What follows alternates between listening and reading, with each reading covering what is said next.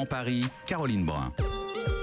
Nous reprenons notre débat sur l'immobilier en Ile-de-France, l'inaccessibilité pour les classes moyennes d'accéder au logement en Ile-de-France. Je rappelle que je reçois Jérôme Robin. Un élément important dans ce que disait monsieur, c'est que bien évidemment, si demain on a un prix final au mètre carré qui est raisonnable, les banques vont également regarder l'investissement et la quantité de l'investissement d'une manière différente. Aujourd'hui, la crainte qu'ils ont, alors un peu moins sur Paris intramuros et en Ile-de-France, encore que ça dépend des zones, c'est vraiment est-ce que mon client fait une bonne affaire et est-ce que derrière il va avoir les moyens de se payer sa bonne affaire. Parce que dans le primo-accédant...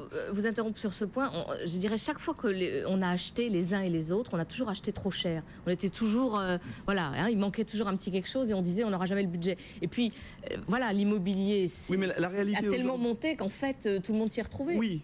Parce que l'immobilier a monté. Aujourd'hui, on n'est pas forcément dans cette perspective-là. J'aurais tendance à dire aujourd'hui, le primo-accédant qui s'endette au maximum à 33%, nous, on a un regard de conseil vis-à-vis de lui sur l'étiquette énergétique du bien qu'il va acheter. Oui, que personne ne regarde, mais c'est quand même très très important. Mais si on les fabrique comme ça maintenant. Si vous avez 250 € de chauffage par mois parce que vous êtes mal isolé et que votre mensualité vous endette déjà à 33%, que en plus par rapport à votre statut d'avant de locataire, vous avez la taxe foncière qui elle aussi évolue quand même d'une manière assez spectaculaire. En moyenne, on doit être pas loin de 8%, je pense, sur la France. Moi, je sais que pour notre commune, ça a été 12% cette année. Ça rentre tout ça dans un budget. Et quand le budget est plus élastique et que ces taxes augmentent et que les charges de consommation d'énergie, elles vont aller en augmentant, c'est une certitude.